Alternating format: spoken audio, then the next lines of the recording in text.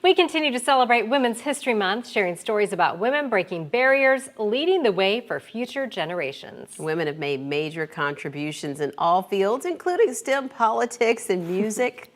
And News 6 Insider Guide Crystal Moyer is sharing the story about a woman dubbed Queen of the Keys. Oh yeah, by Nat King Cole. Matter of fact, we're talking about Lillette Jenkins Wisner. She was an internationally renowned pianist and vocalist, and although you may not know her name, she was well before her time, not only in the music world, but in business too, at a time when Black women rarely accomplished what she did. I spoke with her daughters, Michelle and Adrian, who say not enough people know about Lillette's history, so Women's History Month is the perfect time to share her story.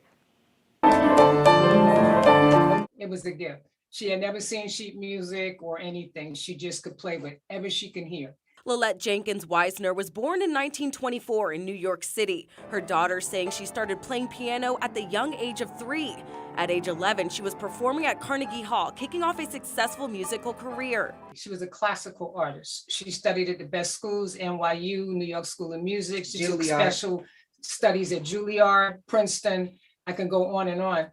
Performing with legends like Ray Charles, Cab Calloway, and the piano man himself, Billy Joel. But Lillette was a legend in her own right, dubbed Queen of the Keys. She traveled the world sharing her gift, even performing with the Special Services Unit of the U.S. Army during World War II.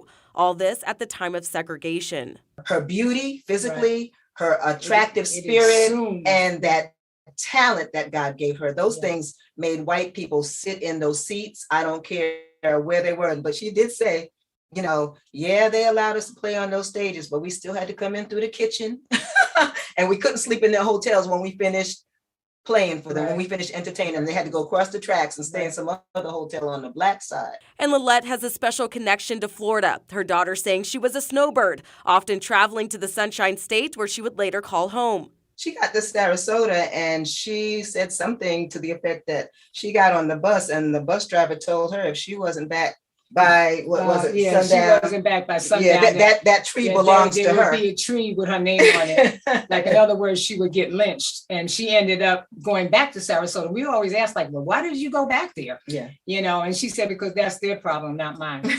And that's the type of person that she was. In 1945, Lillette and her husband Bud Harris would open the first Black-owned and operated nightclub and casino in Nevada, named Lillette's Rhythm Club, providing a venue for Black entertainers to perform. And it was also a boutique hotel. My father used to laugh, like, for those who lose all their money and can't make it home. Lillette would continue her career directing Broadway musicals, more than 8 decades of success in entertainment. She passed away in her Orlando home in 2020 after her battle with vascular dementia. Her daughter saying they want to continue to share her story. Right. How does that feel, finding out more about your mom's legacy to this day?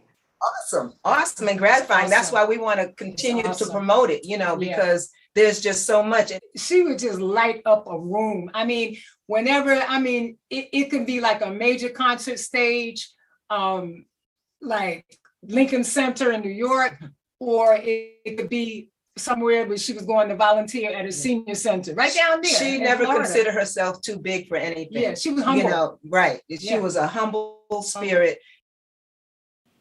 In addition to being humble, she was also a humanitarian, giving back to the youth and creating her own foundation, Lillette's Foundation for the Arts, focused on making sure to contribute funding for music and education. And by the way, it was Nat King Cole, as I mentioned earlier, who coined her the Queen of the Keys.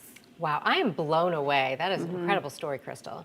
And what's really interesting, you know, her daughters say they're still researching more about her. You know, they say, you know, her grandkids knew that their grandma knew how to sing and that she was famous, but there's so much more, and they continue to uncover more of her history, and I think that's really cool, and they're willing to share that with us. They do plan to start a docu-series. They actually wrote a Broadway play that's been traveling right now, but they do plan to release a docu-series through pay-per-view to raise money for her foundation. Maybe they can get Alicia Keys to play her in one of those upcoming films. Yeah, Oh, that'd be onto awesome. something. Yeah. Thanks, Crystal.